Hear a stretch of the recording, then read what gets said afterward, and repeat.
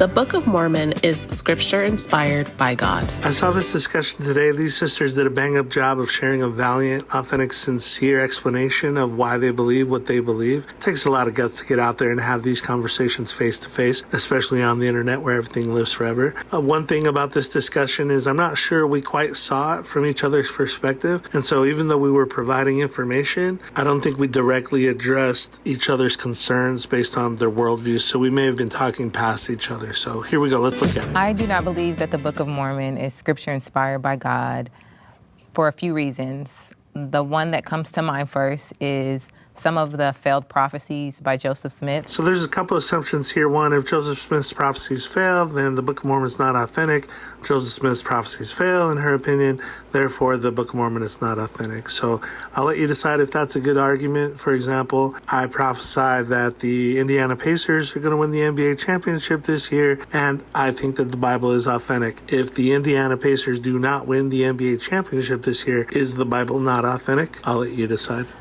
Joseph Smith stated in, I believe it's the Book of Mormon. So to clarify, in the Book of Mormon, characters living in 600 BC consult a 600 BC version of the Old Testament that supposedly contains a prophecy from Joseph, who was sold into Egypt by his brothers. That Joseph prophesies that in the modern days, another prophet named Joseph will arise and restore teachings of the gospel which have been lost anciently. So Joseph Smith inserts this as notes into his version of the King James Bible, and that's where we have that. But literally nobody who's a member of the Church of Jesus Christ of Latter-day Saints believes that Joseph Smith is a prophet because of his notes that he put into the end of Genesis. We all believe Joseph Smith is a prophet because of the Book of Mormon. But he stated that he was actually predicted. He said that he was prophesied in Genesis 50, verses 33. The problem is Genesis 50:33 does not exist.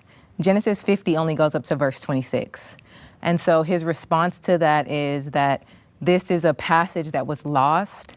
And my response to that is the fact that you'll probably hear me talk about this a lot, but the Dead Sea Scrolls. So the Dead Sea Scrolls were, obviously, I'm sure you're familiar, but they were scrolls that were found near the Dead Sea by some shepherds in 1947.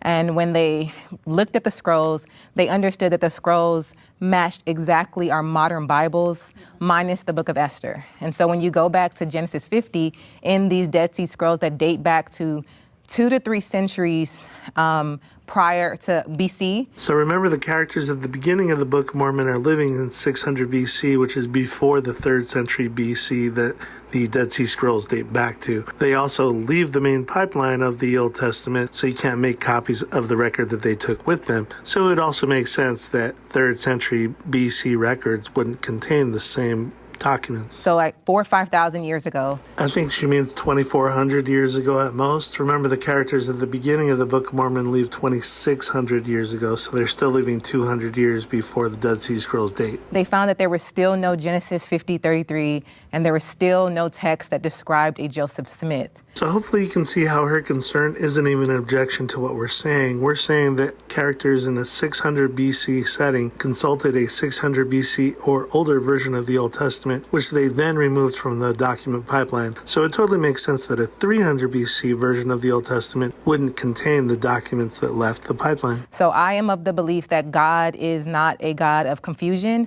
and that he has clarity when he speaks and prophesies. We're 100% with you there, sis. And if there was a such passage, it wouldn't have only been known to Joseph Smith. I mean, technically you know about it now, and everybody can know about it now, so... Which I believe is extremely convenient. I'm curious what she thinks about the convenience of Joseph Smith publishing the Book of Mormon in 1830 with plot points that deflect or anticipate discoveries in 1947. Okay.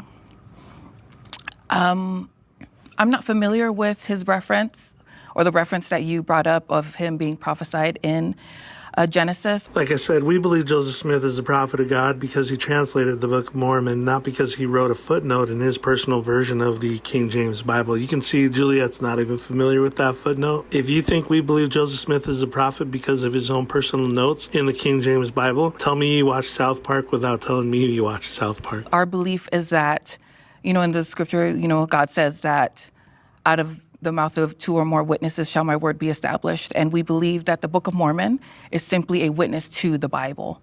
And so the Bible is a testament or record of those who lived in Jerusalem.